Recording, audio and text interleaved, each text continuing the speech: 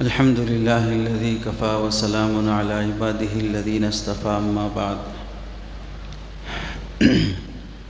میری محترم مائیں اور بہنیں،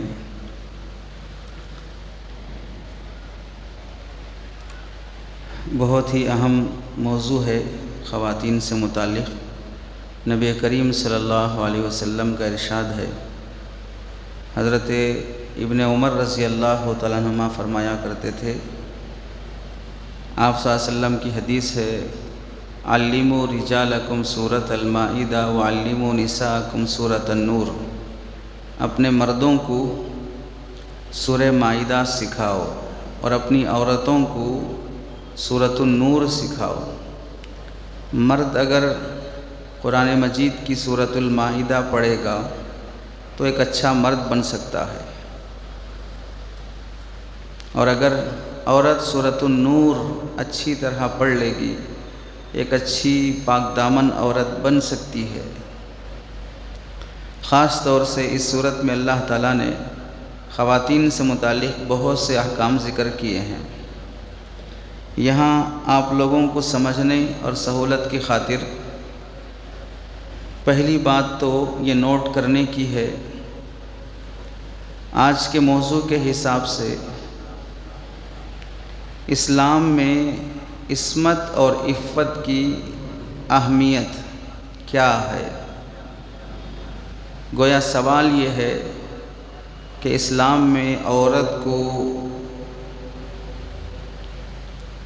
پاک دامن رہنے، اپنی عزت اور عصمت کی حفاظت کرنے، مردوں کو بھی عورت کے ساتھ ویسے پاک دامنی کی نظر اور نگاہ سے دیکھنے کی کس قدر اہمیت ہے،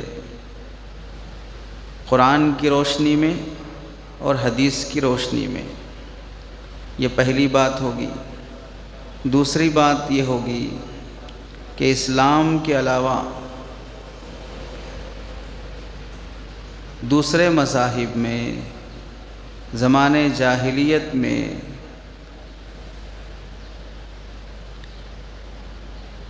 عورتوں کے ساتھ عصمت ریزی، آبرو ریزی، عفت اور پاک دامنی کو ختم کرنے کی کیسی شکلیں پائی جاتی تھیں۔ تیسری بات یہ ہوگی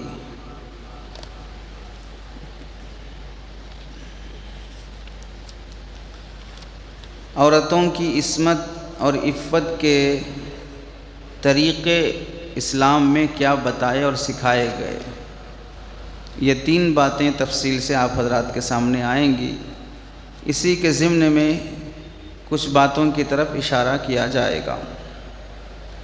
پہلی بات، اسلام میں عورت کی عزت، عصمت کی حفاظت کی اہمیت، کہ عورت کے نزدیک سب سے بڑی قیمتی چیز، سب سے بڑا جوہر اس کی عزت ہے۔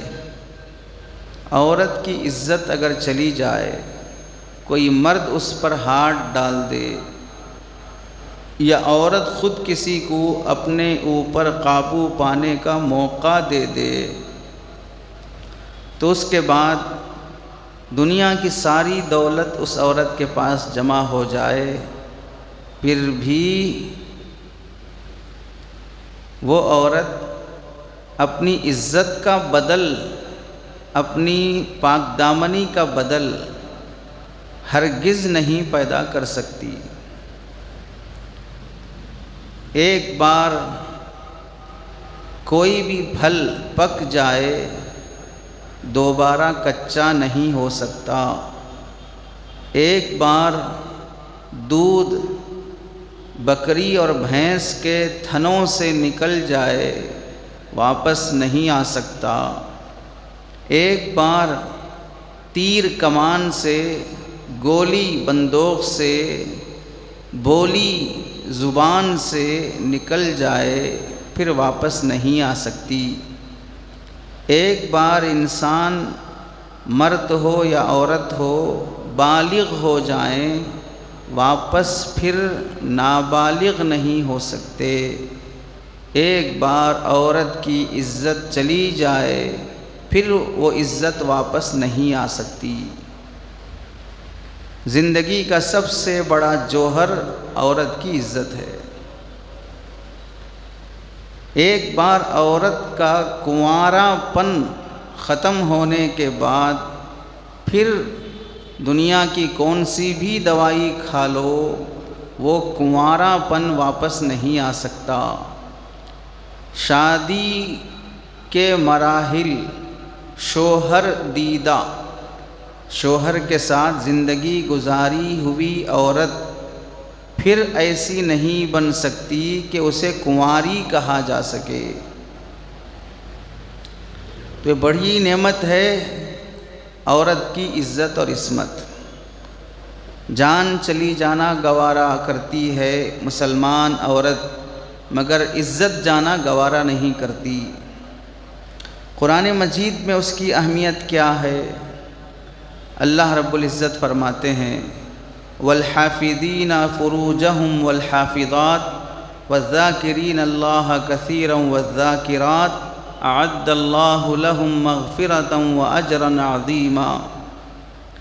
جو لوگ اپنے مخصوص اعضاء کی حفاظت کرتے ہیں، عورتیں اپنی عزت کی حفاظت کرتی ہیں،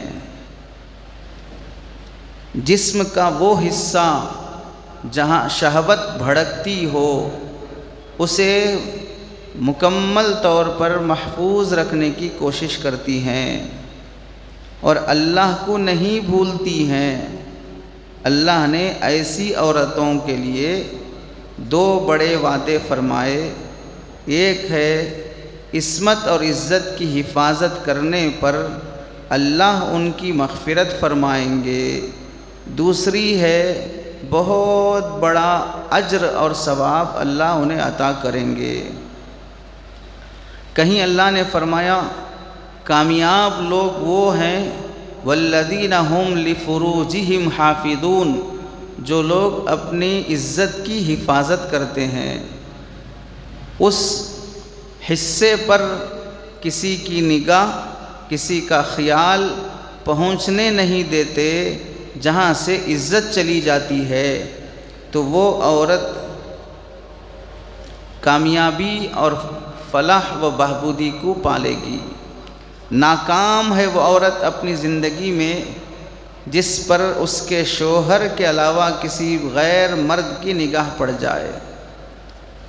محروم ہے اللہ کی رحمت سے وہ عورت جس پر اس کے شوہر کے علاوہ کسی اور کا ہاتھ پڑ جائے۔ بدنصیب ہے وہ عورت جو اپنے شوہر کے علاوہ کسی اور کو اپنے بستر پر جگہ دے دے۔ دراصل عصمت اور عفت یہ نبوت کا بہت اہم حصہ ہے۔ کوئی نبی ایسا نہیں آیا اللہ نے جس کی عزت اور عصمت کی حفاظت کی ذمہ داری نہ لی ہو۔ نبیوں کی شان اور نبیوں کا کمال نبوت کا بہت اہم حصہ ہے، اور کہ پاک دامن رہے۔ مرد ہوتے ہوئے جب مرد کو پاک دامنی کی سخت ضرورت ہے تو عورت کو بہر صورت پاک دامنی کی ضرورت ہوتی ہے۔ مرد سے اگر غلطی ہو جائے اتنا بدنام نہیں ہوتا جتنا عورت سے اگر غلطی ہو جاتی ہے تو عورت بدنام ہوتی ہے۔ شادی سے پہلے ایک لڑکے نے دوسری لڑکی سے تعلق رکھ لیا، لوگوں کو معلوم ہو گیا، ڈانٹیں گے، گالیاں دیں گے، 1-2 سال گزرنے کے بعد پھر اچھا رشتہ اس کے لیے مل جاتا ہے۔ اس کے برخلاف لڑکی نے کسی غیر لڑکے سے تعلق رکھ لیا، معلوم ہو گیا، بدنامی آ گئی، اب اس لڑکی کا رشتہ آنے میں سالوں لگ جاتے ہیں۔ ہر معلومات کرنے والے کو بتایا جاتا ہے کہ اس لڑکی کا فلاں سے تعلق تھا، اس لڑکی کا فلاں سے افیئر چل رہا تھا۔ بہت مشکل ہو جاتا ہے مناسب رشتہ پانا۔ نبیوں کی شان اور نبیوں کی عزت اور ان کا مقام یہ پاک دامنی ہے۔ کوئی نبی شادی سے پہلے کسی بھی عورت سے کسی بھی طرح کا ناجائز سمبند نہیں رکھتا تھا۔ اگر کسی نبی پر کوئی الزام اور تہمت لگ جاتی تھی تو اللہ اپنے ذمے یہ بات طے کر لیے تھے کہ نبی ہوتے ہوئے نبی سے تو کوئی حرکت ایسی نہیں ہوگی، لیکن اگر کوئی مکاری اور چال بازی سے نبی کی شان میں ایسی گستاخی کر بیٹھے اور نبی پر جھوٹا الزام لگا دے تو اللہ ان کو اس الزام سے پاک کرنے کی، بری کرنے کی بھی ذمہ داری لے رکھی تھی۔ پہلی مثال حضرت یوسف علیہ السلام پاک اور پاکیزہ نبی ہیں، تو ان پر اپنے وقت کی خوبصورت عورت جن کے گھر میں یہ بچپن سے پلے تھے، اس کے گھر کا کھائے تھے، اس کے صحن میں کھیلے کودے تھے، حضرت یوسف علیہ السلام کا حسن پسند آ گیا۔ شوہر ہوتے ہوئے، مالدار ہوتے ہوئے، بادشاہ کی بیوی ہوتے ہوئے، خواہشات کا سمندر موجود ہوتے ہوئے غیر مرد کی طرف میلان پیدا ہو گیا۔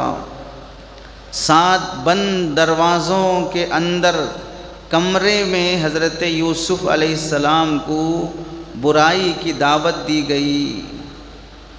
وَلَقَدْ رَاوَدَتْهُ عَن نَفْسِهِ، کہ اس نے پختہ ارادہ کر لیا تھا حضرت یوسف سے اپنی خواہش پوری کروانے کی، تو اللہ نے حضرت یوسف علیہ السلام کو بچایا۔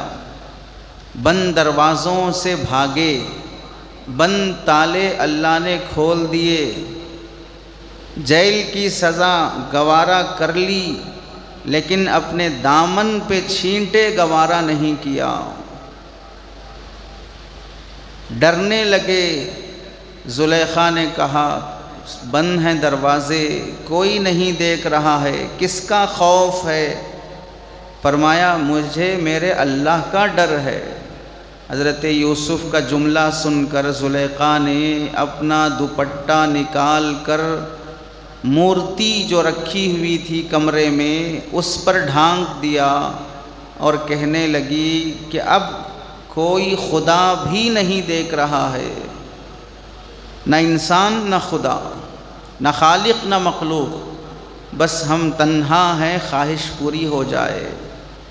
حضرت یوسف علیہ السلام نے زبان حال سے فرمایا تیرے پاس اتنی بڑی چادر ہے کہ تو اپنے اللہ پہ ڈھانک دے، لیکن میرے پاس اتنی بڑی چادر نہیں ہے کہ میں اپنے اللہ کو ڈھانک سکوں۔ وہ 7 سمندر کے اندر گہرائی میں بھی دیکھ لیتا ہے، اس سے کوئی چیز نہیں چھپ سکتی۔ اللہ نے قرآن مجید میں فرمایا لِنَصْرِفَ عَنْهُ السُّوءَ وَالْفَحْشَاءَ إِنَّهُ مِنْ عِبَادِنَا الْمُخْلَصِينَ، ہم نے حضرت یوسف علیہ السلام سے گندگی، بے حیائی اور برائی کو دور کرنے کا ارادہ کیا اور دور کیا، اور اس واسطے کہ وہ ہمارے نیک اور مخلص بندوں میں سے تھے۔ اور جو آدمی اللہ کے لیے برائی سے بچنے کی کوشش کرتا ہے، اللہ بھی اس کی پاک دامنی کے اسباب پیدا کر دیتے ہیں۔ ہم اندر سے ہی چور بنے ہوں، دکھانا تو چاہتے ہیں کہ دیندار ہیں، لیکن اندر سے دیندار رہنا نہیں چاہتے ہیں، تو پھر اللہ تعالیٰ اندر سے جو دیندار بننا نہیں چاہتا اس کو بدنام کر کے رکھتے ہیں۔ دوسرا واقعہ، یہاں حضرت یوسف پر تہمت لگی، اللہ نے دامن کی حفاظت فرمائی، عزت کی بھی حفاظت فرمائی۔ حضرت مریم رضی اللہ تعالی عنہا پر تہمت لگی، بیٹا پیدا ہو گیا، بغیر شادی اور شوہر کے پیدا ہو گیا۔ پوری قوم نے کہا کہ اے مریم، ما کان ابوکی امرأ سوء وما کانت امکی بغیہ، تمہارا باپ بھی برا نہیں تھا، تمہاری ماں بھی بری نہیں تھی، تمہارا قبیلہ اور خاندان بھی برا نہیں تھا، لیکن یہ بری حرکت تم سے کیسے ہو گئی؟ تو حضرت مریم رضی اللہ تعالی عنہا سے حضرت عیسیٰ علیہ السلام پیدا ہوئے۔ اللہ نے سورہ مریم نازل فرما دی، نام کے ساتھ آیتیں نازل فرما دیے، تاکہ اس پاکیزہ عورت پر جو ایک نبی کی ماں ہے، اس پر جو لگی تہمت ہے اسے دور کیا جا سکے۔ دودھ پیتے بچے نے گود میں جواب دے دیا، جھولے میں سوتے بچے نے جواب دے دیا یوسف کی غلطی نہیں ہے۔ ادھر یہاں پر جھولے میں جھولتے بچے نے جواب دے دیا کہ حضرت مریم کی غلطی نہیں ہے۔ حضرت عیسیٰ نے گود میں فرما دیا، قال انی عبد اللہ آتانی الکتاب وجعلنی نبیا۔ عورت پر تہمت لگی تو اللہ نے بچایا۔ حضرت عائشہ رضی اللہ تعالیٰ عنہا پر تہمت لگی، اللہ نے فرمایا وَمَرْيَمَ ابْنَتَ عِمْرَانَ الَّتِي أَحْسَنَتْ فَرْجَهَا، مریم عمران کی بیٹی جس نے اپنی عزت کی حفاظت کی۔ کہیں فرمایا وَالَّتِي أَحْسَنَتْ فَرْجَهَا، وہ عورت جس نے اپنی عزت کی حفاظت فرمائی۔ حضرت عائشہ پر تہمت لگی۔ یہ جو سورہ آج کا موضوع ہے سورۃ النور، اس کے 2 رکوع اللہ تعالیٰ نے حضرت عائشہ رضی اللہ تعالیٰ عنہ کی شان میں نازل فرما دیا۔ آپ کی عصمت اور عفت کی حفاظت کا اعلان کر دیا، اولئک مبرؤون مما یقولون لہم مغفرۃ ورزق کریم، جن کی طرف یہ تہمت منسوب کر رہے ہیں یہ اس تہمت سے پاک ہیں، اور انہیں قیامت تک اللہ کی طرف سے روزی اور برکت والی نعمتیں ملتی رہیں گی۔ چوتھے بخاری شریف کی روایت ہے حضرت جریج راہب کی، بڑے نیک عبادت گزار تھے، نماز میں مشغول تھے۔ ماں نے بار بار پکارا، اللہ کے سامنے کھڑے ہونے کی وجہ سے جواب نہ دے سکے۔ ماں نے بد دعا دے دی کہ اللہ تجھے بدکاری کے معاملے میں مبتلا کر دے۔ نماز میں ماں کے پکارنے پر جواب نہ دینے کی وجہ سے پھر بھی ماں کی بد دعا قبول ہو گئی۔ اپنے عبادت خانے میں بیٹھے تھے، بکریاں چرانے والی ایک عورت دودھ پیتے بچے کو لے کر آئی، لوگوں کے سامنے کہا کہ جو اللہ اللہ کرتے ہوئے صوفی بنا بیٹھا ہے اس نے میری عزت لوٹ لی ہے، یہ بیٹا اسی کا ہے۔ لوگ بھڑک گئے، سننا نہیں چاہا، پوچھنا گوارا نہیں کیا کیا اس کا دعویٰ صحیح ہے، آپ اپنے بارے میں کیا صفائی بیان کرنا چاہتے ہیں۔ جلد بازی میں ان کا پورا گھر توڑ پھوڑ کر دیا۔ حضرت جریج کو پتہ بھی نہیں چلا کیوں مار رہے ہیں، کیوں توڑ رہے ہیں۔ پوچھا تو لوگوں نے مذاق اڑایا، اتنا سب کانڈ کر دے کہ اب پوچھ رہے ہو کہ کیا ہوا۔ پتہ چلا کہ جو بکری چرانے والی عورت ہے وہ دعویٰ کر رہی ہے کہ میں اس کا شوہر ہوں اور یہ بچہ میرا ہے، جبکہ ان بزرگ نے اس عورت کو کبھی نہیں دیکھا تھا، نہ اس سے صحبت ہوئی تھی، نہ شادی ہوئی تھی، نہ کبھی واسطہ پڑا تھا۔ بیٹھے بیٹھے بدنامی آ گئی، اللہ کی طرف متوجہ ہوئے۔ اللہ نے بطور کرامت کے یہ معاملہ فرمایا۔ دودھ پیتے بچے کو انہوں نے بلایا، ماں گود میں لے کے آئی، بچے کے سر پر ہاتھ رکھ کر پوچھا، بیٹا اللہ کے نام سے بتاؤ تمہارا باپ کون ہے، تم کس کے بیٹے ہو؟ دودھ پیتا 2-4 دن کا بچہ اسی 2-4 دن کا بچہ بولنا نہیں آتا، سننا نہیں آتا، دیکھنا نہیں آتا، سمجھنا نہیں آتا، اس نے زبان سے کہا میرا باپ فلاں بکریاں چرانے والا ہے، میں اس کا بیٹا ہوں۔ سارے لوگوں کو تب پتہ چلا کہ ان کا کوئی قصور نہیں ہے، معافی مانگے۔ ہیرے چاندی کا عبادت خانہ بنا کر دینا چاہا، مجھے میرے گارے مٹی کا بنا کے دے دو بس کافی ہے۔ تو نیک لوگوں پر جب بھی تہمت لگی ہے، اللہ نے اہتمام سے آپ بتائیں کیا دودھ پیتا بچہ کبھی بول سکتا ہے؟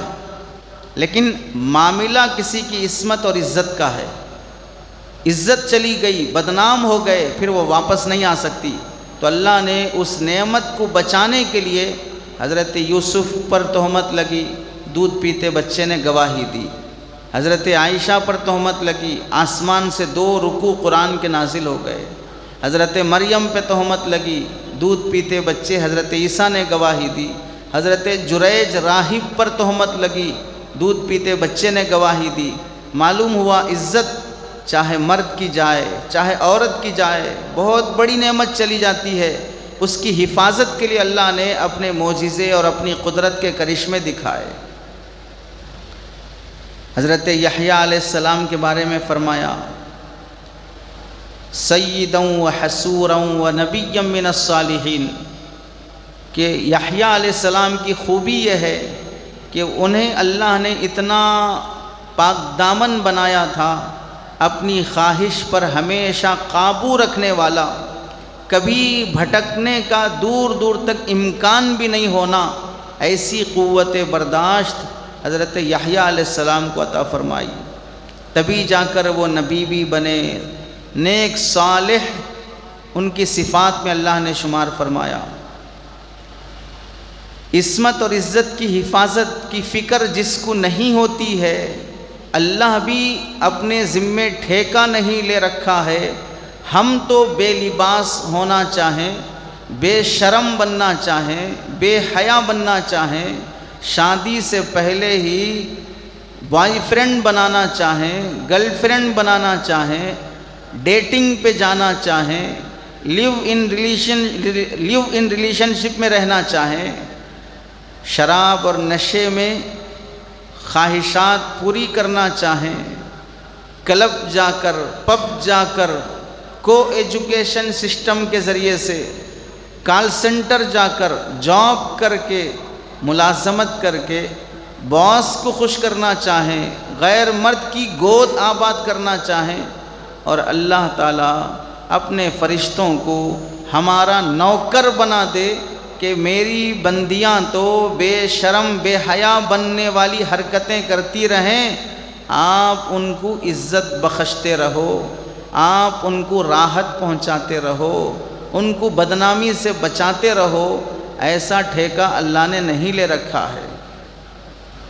صاف اللہ نے فرما دیا، شادی سے پہلے یا شادی کے بعد عورت اگر کسی غیر مرد سے تعلق رکھنے میں دلچسپی لیتی ہو، اپنے شوہر کے علاوہ دیور سے، جیٹ سے یا پڑوسی سے، آفس بوائے سے، کسی سے بھی دلچسپی لیتی ہو، سمجھ لینا چاہیے اللہ نے جس کی سوچ گندی پیدا کر دی، جس کی فطرت میں خباثت ہے، جو گھٹیا بے شرمی کی زندگی جینا چاہتی ہے، اللہ نے ایسے گھٹیا بے شرم بے حیا عورتوں کے لیے بے شرم بے حیا مرد آلریڈی مارکیٹ میں بنا کر رکھے ہیں۔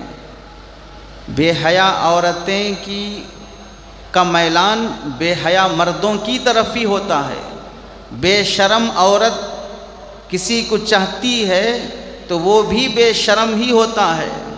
فیس بک پر رشتے تلاش کرنے والی عورتیں باحیا نہیں ہو سکتی، کال سینٹر میں منگنی کی رسم رچانے والی باحیا نہیں ہو سکتی، پروموشن کے لیے باس کو خوش کرنے والی شیک ہینڈ کر کے آئی کانٹیکٹ سے دل لگا کر مسکرا کے بات کرنے والی باحیا نہیں ہو سکتی۔ بے شرم عورتوں کے لیے بے شرم مرد مارکیٹ میں خوب پائے جاتے ہیں۔ الخبیثات للخبیثین والخبیثون للخبیثات، خبیث عورتوں کے لیے اللہ نے خبیث مرد تیار کر کے رکھے ہیں۔ اس لیے پاک دامن عورت، عزت دار گھرانے کی عورت کبھی بھی غیر مرد کا خیال دل میں لا ہی نہیں سکتی ہے۔ آتا ہے تو اس کا خون، اس کا نسب، اس کی فطرت، اس کی سوچ بہت گھٹیا اور گندی قسم کی ہے۔ نبی کریم صلی اللہ علیہ وسلم کے زمانے میں عورتیں مسلمان ہو کر صحابیہ بننے کا شرف حاصل کرتے ہوئے نبی کے دربار میں آتی تو اللہ کے نبی ان سے بیعت لیتے ہوئے وعدہ لیتے۔ کس بات پر وعدہ؟ ولا یزنین ولا یقتلن اولادہن ولا یأتین ببہتان، بیعت کرو، وعدہ کرو کبھی زنا نہیں کرو گی، وعدہ کرو کبھی ابارشن نہیں کراؤ گی، وعدہ کرو کبھی کسی پر جھوٹی تہمت نہیں لگاؤ گی۔ صحابیات سے وعدہ لیا جاتا، بیعت لی جاتی اس پر۔ پہلے زمانے میں منہ کالا کر لیا، ابارشن کرانے کے لیے گولیاں نہیں ملتی تھیں، حمل ٹک جاتا، پریگننسی ہو جاتی، تو ایسی غذائیں استعمال کرتے جس سے بچہ پیٹ کے اندر مر جائے، یا پیدا ہوتے ہی فوراً مار کر دفن کر دیا جاتا تاکہ ہماری عزت نہ جائے، خواہش پوری ہوتی رہے۔ وعدہ لیا گیا کبھی ابارشن نہیں کراؤ گی، کسی بچے کا قتل نہیں کرو گی۔ بہتان تراشی، جھوٹا الزام لگانا، بدکاری کر لیتی عورت، منہ کالا کر لینے کے بعد کسی بھی عزت دار آدمی کی طرف منسوب کر دیتی کہ یہ بیٹا فلاں قبیلے کے سردار کا ہے، اس نے میرے ساتھ رات گزارا ہے۔ وعدہ لیا گیا تہمت نہ لگاؤ، سوئی ہو کسی اور کے ساتھ، بیٹے کی نسبت کر رہی ہو کسی اور کی طرف۔ وعدہ لیا گیا شوہر ہوتے ہوئے یا شادی سے پہلے آشنائیاں نہ بناؤ، دوستیاں نہ کرو، 2 سے 4، 4 سے 6 بوائے فرینڈ رکھے، ہر ایک سے اپنی ضرورتیں پوری کروانے کی خاطر ہر ایک کے ساتھ راز گزارتے رہے، اور پریگننسی ہونے کے بعد عزت بچانے کے لیے اولاد کو قتل کر دیا، اس پر بھی وعدہ لیا گیا۔ شوہر ہوتے ہوئے بھی کسی غیر مرد سے تعلق رکھنا، بیٹا ہونے کے بعد شوہر کی طرف منسوب کر دینا، یہ آپ کا ہی بچہ ہے، اس پر بھی وعدہ لیا گیا۔ ایسی کوئی حرکت نہ کرو، کیونکہ یہ سب عورت کی پاک دامنی کے خلاف بات ہے۔ باحیا عورتیں ایسی گھٹیا حرکتیں نہیں کرتی ہیں۔ اسی سورۃ النور میں اللہ نے آیت نازل فرمائی، جو عورتیں یا جو مرد کسی دوسری مرد یا عورت کے بارے میں بدکاری اور زنا کی تہمت لگائیں اور گواہوں سے ثابت نہ کر سکیں تو انہیں 80 کوڑے مارو۔ حالانکہ کوئی ایسا کام نہیں ہوا، حسد اور دشمنی میں انہوں نے بدنام کر دیا کہ فلاں عورت کا فلاں سے تعلق ہے، فلاں مرد کا فلاں عورت کے گھر بار بار آنا جانا ہے، فلاں عورت فلاں پڑوسی مرد میں بہت دلچسپی لیتی ہے، تہمت لگا دیے زنا کی، تہمت لگا دیے بدکاری کی، اور گواہوں سے ثابت نہ کر سکے تو پھر اللہ فرماتے ہیں کہ ایسے مرد اور ایسی عورت کو 80 کوڑے مارے جائیں، ان کی گواہی قبول نہ کی جائے۔ بہت بڑی بات ہے، عزت جانے پر 80 کوڑے، شراب پینے پر بھی 80 کوڑے۔ اگر کوئی مرد شراب پی لیا، ثابت ہو گیا نشے میں ہے 80 کوڑے مارے جائیں گے، اور اگر کسی عورت پر تہمت لگ گئی تب بھی 80 کوڑے مارے جائیں گے۔ گویا کہ شراب پینا جتنا بڑا جرم ہے اتنا ہی بڑا جرم ہے کسی پر تہمت لگا دینا، کیونکہ تہمت لگانے سے عورت کی عزت چلی جاتی ہے۔ اب وہ سماج میں اپنی حیثیت اور اپنا مقام باقی نہیں رکھ سکتی، لوگوں کے سامنے نہیں آ سکتی، اس کی اولاد کو طعنے دیے جائیں گے۔ اس سے بھی معلوم ہوتا ہے کہ عورت کی عزت کتنی اہم ہے شریعت کی نظر میں۔ آپ صلی اللہ علیہ وسلم نے فرمایا، یا شباب قریش احفظوا فروجکم ولا تزنوا الا من حفظ فرجہ فلہ الجنہ۔ اے قریش کے نوجوانوں، اپنی شہوت کی جگہوں کی حفاظت کرو، بدکاری، زنا، ناجائز تعلقات نہ رکھو۔ جو آدمی اپنی شہوت کی جگہ کی حفاظت کر لیتا ہے اللہ اس کے بدلے اسے جنت دے دیتے ہیں۔ پاک دامنی کا بدلہ جنت ہے۔ اللہ کے نبی کی مکی دور کی جو ہدایات تھیں ان میں بنیادی باتیں جو لوگوں کی اصلاح و تربیت کے لیے آپ فرمایا کرتے تھے، اس میں بنیادی باتوں میں سے ایک بات یہ بھی تھی، یأمرنا بالصدقۃ والصلاۃ والعفاف والصلۃ۔ اللہ کے نبی لوگوں کو نماز کا حکم دیتے، صدقہ خیرات کا حکم دیتے، پاک دامنی کا حکم دیتے، صلہ رحمی کا حکم دیتے، رشتے ناطے جوڑ کر رکھو، پاک دامن رہو، ناجائز تعلقات نہ رکھو۔ حدیث میں اللہ کے نبی نے فرمایا، پاک دامن مرد، پاک دامن عورت جو کسی غیر کی طرف نگاہ نہ اٹھائے، حتیٰ کہ کسی کو مالدار، خوبصورت، عہدیدار، اچھے نسب والی عورت خود سے آگے بڑھ کر بدکاری کی دعوت دے، اور کوئی نوجوان یہ کہے کہ انی اخاف اللہ، میں اللہ سے ڈرتا ہوں، میں ایسی حرکت ہرگز نہیں کروں گا، اللہ کے نبی فرماتے ہیں کل اللہ تعالیٰ ایسے نوجوان کو اپنے عرش کے سائے میں جگا دیں گے۔ قیامت کے منظر میں سب پریشان ہیں، لیکن اس نوجوان کو اللہ نے عرش کا سایہ دیا ہے۔ بلانے والی کوئی بازاری عورت نہیں ہے، گھٹیا خاندان کی نہیں ہے، غریب عورت گزارے کا پیٹ بھرنے کی خاطر نہیں بلا رہی ہے، اونچے خاندان کی ہے، خوبصورت ہے، مالدار ہے، پھر بھی دعوت دے رہی ہے، اور جانے کے لیے گھن بھی نہیں آتی ہے۔ گھٹیا عورت بلائے گی تو جانے کو من نہیں کرے گا، غریب عورت بلائے گی تو جانے کو من نہیں کرے گا، نچلی ذات والی بلائے گی تو جانے کو من نہیں کرے گا، بدصورت عورت بلائے گی تو جانے کو من نہیں کرے گا۔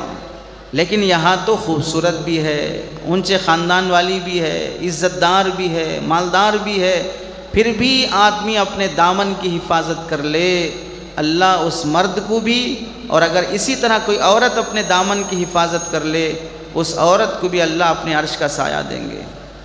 اللہ کے نبی فرماتے ہیں، اپنی عزت کی حفاظت کا وعدہ مجھ سے کرو، میں تم سے جنت کا وعدہ کرتا ہوں۔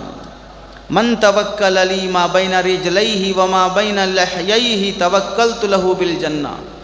مجھے دو باتوں کا وعدہ کرو، دو ٹانگوں کے بیچ میں جو چیز ہے اس کا غلط استعمال نہ کرو، دو جبڑوں کے بیچ میں یہ زبان، اس کا غلط استعمال نہ کرو، اس کی ذمہ داری مجھے دے دو، میں تمہیں جنت کی ذمہ داری دے دیتا ہوں۔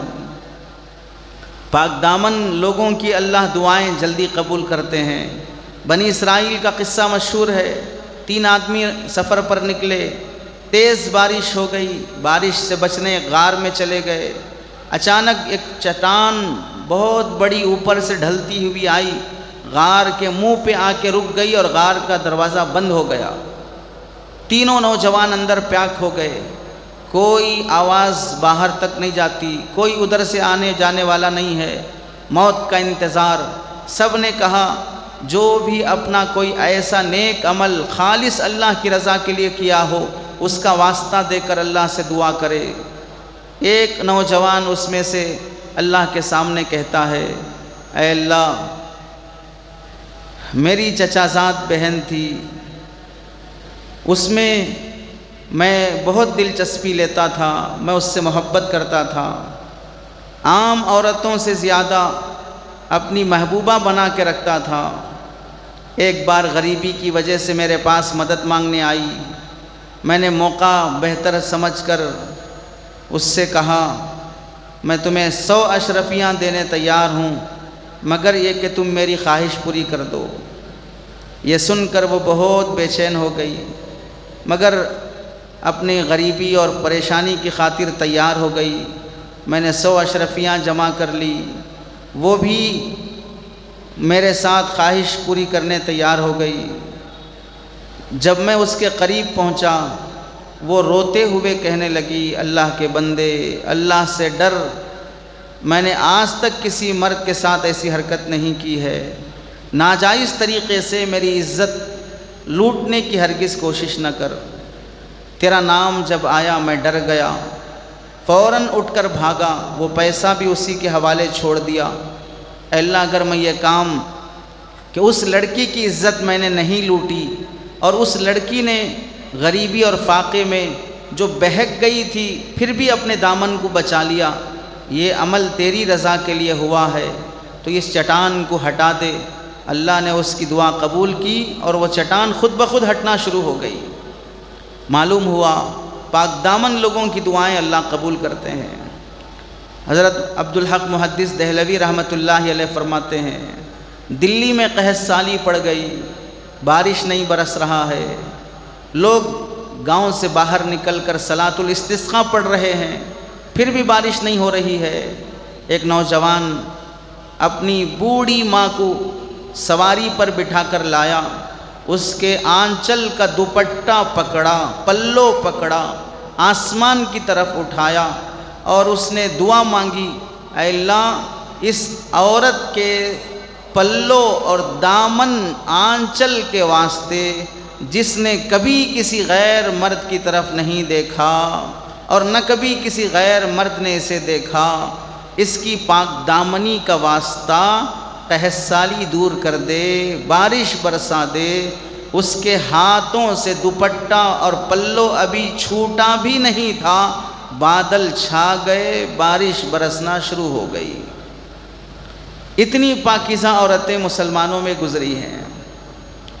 اللہ کے نبی فرماتے ہیں اللہ سے اگر پاک صاف ہو کر ملنا چاہتے ہو تو شریف عورت سے شادی کرو، شادی کے بغیر مت رہو۔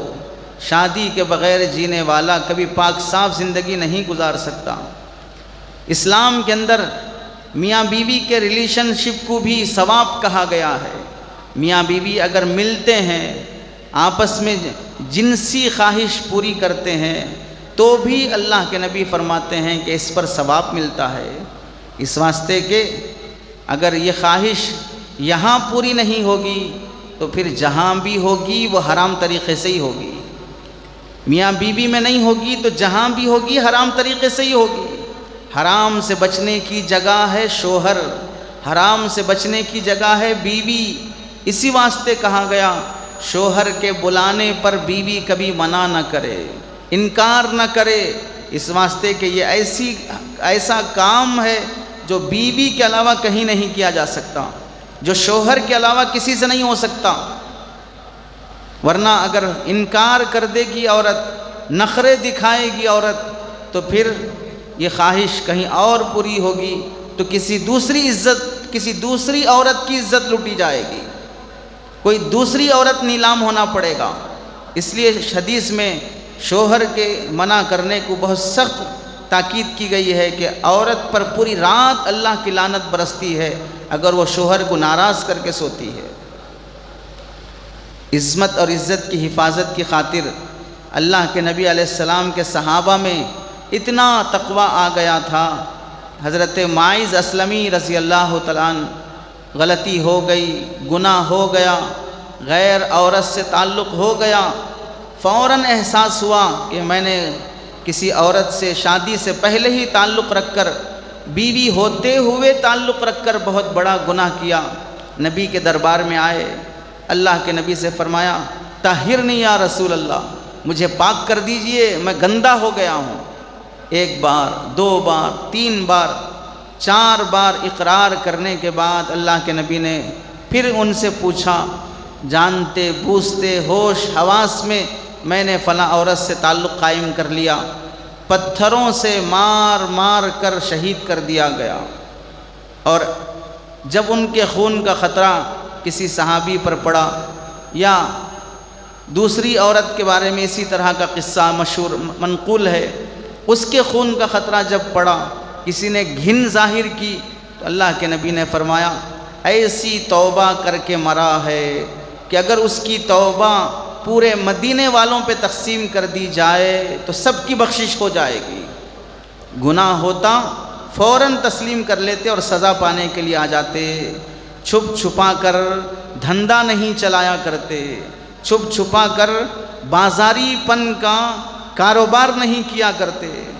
ہجرت سے پہلے تعلق تھا مرثد بن ابی مرثد الغنوی صحابی کا، ہجرت کے بعد اس عورت کے گلی پر سے گزرنا ہوا جو کاروبار کرتی تھی، دھندا چلاتی تھی، دیکھ کر اس نے فوراً بلایا، آج رات میرے ساتھ گزار لو، پرانی یادیں تازہ ہو جائیں گی۔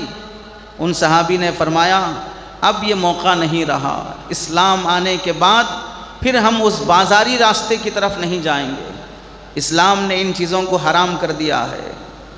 ایک دوسری تو ان سب روایات سے آپ دیکھیں اسلام میں پاک دامنی کی بڑی اہمیت ہے۔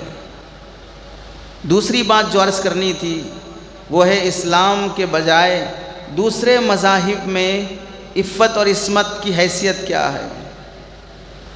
عورت کی عزت ہونے کے لیے پہلے لڑکی کی حیثیت ہو تو پھر اس کی عزت کی بھی حیثیت رہے گی، لڑکی کی حیثیت ہی نہیں ہے تو اس کی عزت کی کیا حیثیت رہے گی۔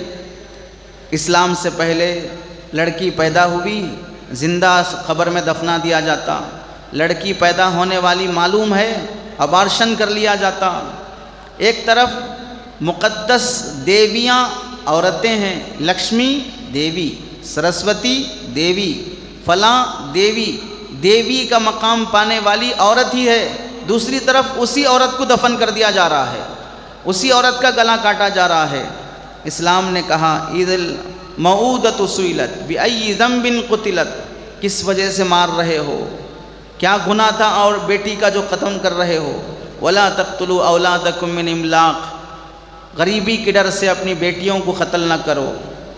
دوسرا، اسلام سے پہلے یا اسلام کے بعد بھی دوسرے مذاہب میں دیکھ لیں، جسم فروشی کی اجازت، لائسنس لے کر دھندا چلانے کی اجازت کس مذہب میں ہے؟ اگر عورت کی عفت عصمت کی حیثیت ہے، اسے فریڈم دینا ہے، سماج میں اسے مقام دینا ہے، مردوں کے برابر اس کو بھی عزت ملنا ہے، تو کیا مردوں کو اس کی اجازت ہے کہ وہ لائسنس لے کر دھندا کریں، جسم بیچیں؟ عورتوں کو کیوں اجازت مل جاتی ہے کہ وہ لائسنس لے کر دھندا کرتی ہیں؟ جاہلیت میں بھی دیکھ لیں، جو مالدار تھے عورتوں کو خرید کر دھندے پہ لگا دیتے تھے، ہر دن نئے نئے مرد کے ساتھ رات گزارو، پیسے کما کے لاؤ۔ آج اس کی بدلی ہوئی شکل کلب میں دیکھ لو، پب میں دیکھ لو، ایسے سنٹرز دیکھ لو، ایسے ڈھابے دیکھ لو جہاں پر عورتوں کو 1000 2000 3000 پر خریدا بیچا جاتا ہے۔ قرض لینے کے بدلے میں عورت کو گروی اور رہن پر رکھ دیا جاتا ہے۔ کہاں عورت کی حیثیت ہے دوسرے مذاہب میں؟ تیسرا، نکاح کرنے کی شکلیں کیسی تھیں، آج بھی نکاح کرنے کی شکلیں کیسی ہیں؟ پہلے زمانے جاہلیت میں عورت کو جو مینسس آتے، مینسس ختم ہونے کے بعد شوہر خود کہہ دیتا فلاں قبیلے کا سردار بہت خوبصورت ہے، بہت مضبوط ہٹا کٹا ہے، تم اس کے پاس چلی جانا، اس کے ساتھ رات گزارنا، اور جب تک واپس نہیں آنا تب تک کہ تم پریگننسی نہیں ہو جاتی۔ میں چاہتا ہوں کہ میرا بیٹا اس کے نطفے سے پیدا ہو تاکہ اس کے جیسا ہینڈسم پیدا ہو، اس کے جیسا طاقتور پیدا ہو۔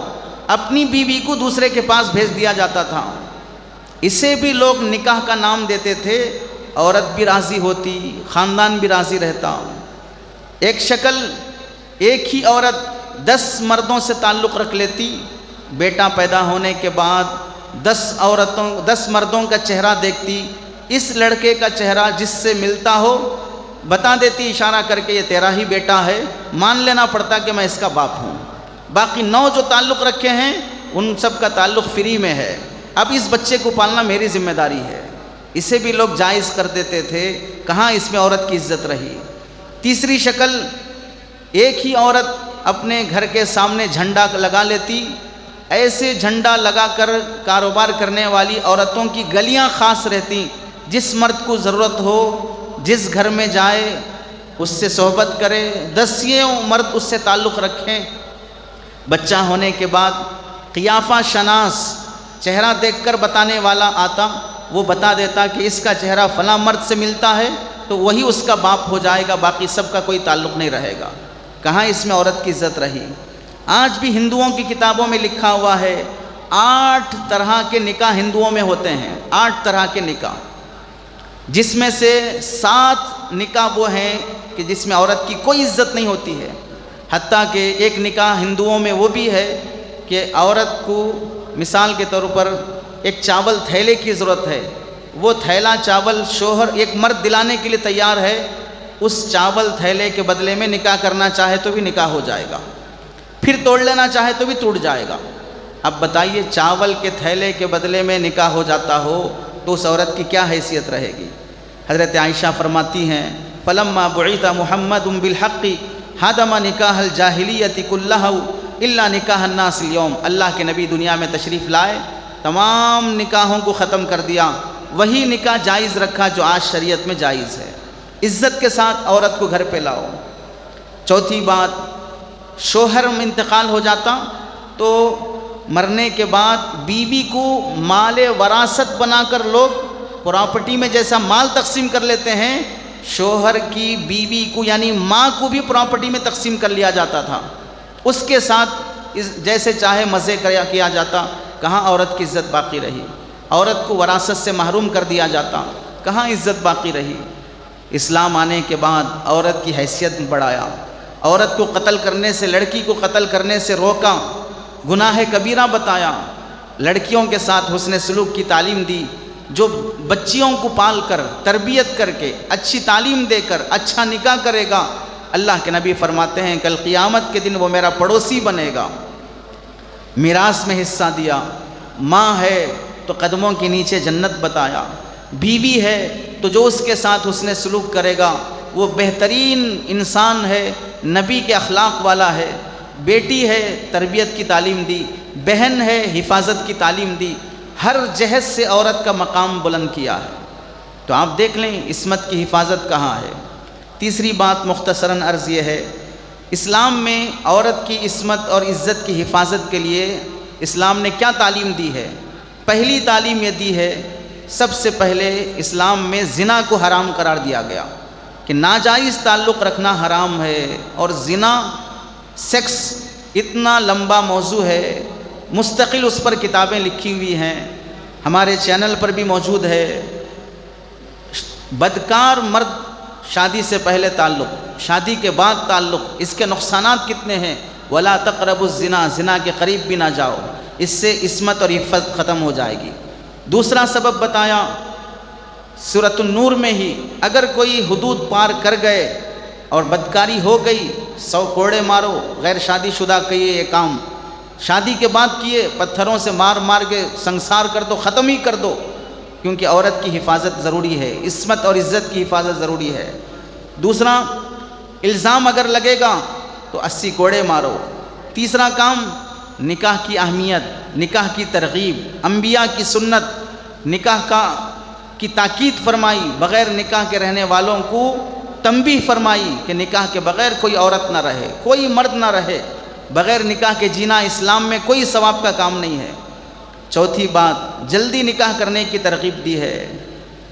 پانچویں بات، نکاح نہ کرنے والوں کا انجام بتایا، کتنی بیماریاں پیدا ہو جاتی ہیں نکاح نہیں کرنے سے، کتنے اخلاق خراب ہو جاتے ہیں نکاح نہیں کرنے سے۔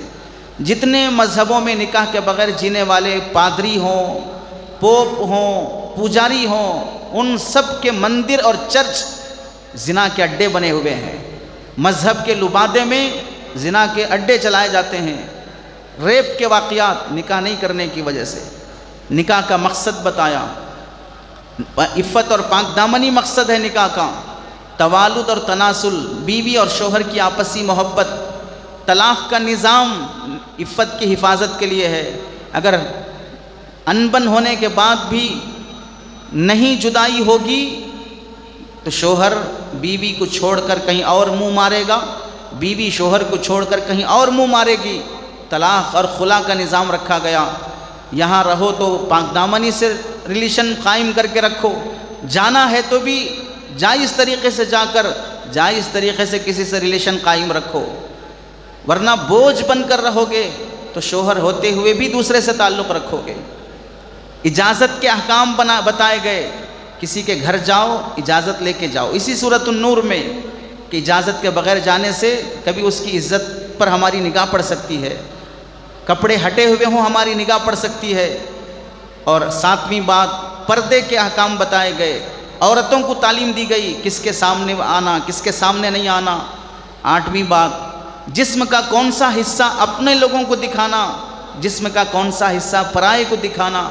آواز کا پردہ، پائل کا پردہ، چہرے کا پردہ، گھنگرو کا پردہ، کپڑوں کا پردہ، خیالات کا پردہ، ان سب کی تعلیم دی گئی ہے۔